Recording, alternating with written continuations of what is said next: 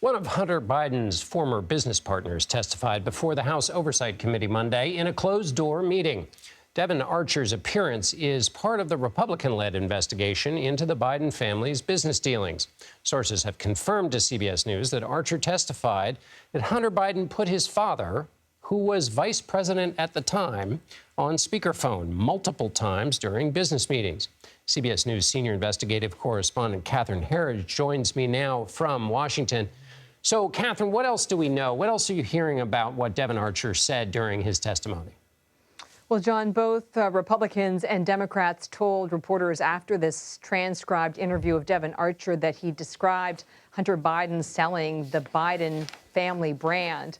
Republicans said this was a reference to Joe Biden and influence. Democrats said it was only the illusion of access to the father and to influence. And of course, we're at a disadvantage because we don't have independent access yet to that transcript, which should help clarify some of these questions. Right. We're having to take their word for it, and everybody Correct. here has an interest. But correct.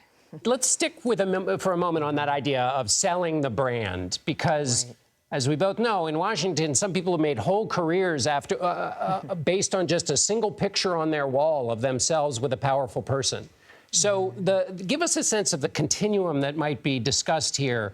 Is there any evidence that the current president, the former vice president, was selling anything more than just kind of his stature in the room? But also, is there new evidence that he was more around phone calls than he's previously said he was? Well, I think the simple explanation is that the testimony today, and I say this because both Republicans and Democrats talked about these speaker phone calls Hunter Biden would have when he was sometimes at these sort of working business dinners and his father would be on the line. It sort of undercuts the president's earlier claims that he had sort of no visibility, didn't talk at all about to his son about business. The other side of the coin is that we heard from Democrats that Devon Archer never said that he saw his business partner talk with then Vice President Biden specifically about business deals or influencing, policy, especially when it came to Ukraine. They were sitting on the board of that energy firm that was under investigation at that time in that country. And finally, Catherine, what, if anything, does this mean with respect to the plea deal that Hunter Biden is in the middle of trying to get back on the right side of?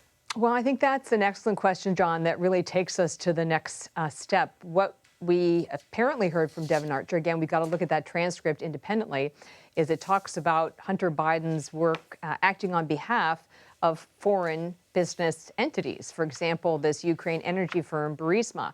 And one of the lingering questions in that federal investigation is whether his actions qualified him to register under the Foreign Agents Registration Act. So in other words, being a lobbyist here in the United States for foreign interests. And that was one of the issues that scuppered the deal last week. There was not agreement, as you recall, between the prosecutors and the defense over whether the plea might shield him from any future charges. And one of them was what they call a FARA violation. Catherine Herridge in Washington reminding us wisely, Catherine, that we haven't seen a transcript, so we're relying on everybody's account of it. Correct. Thank you so much, Catherine. You're welcome.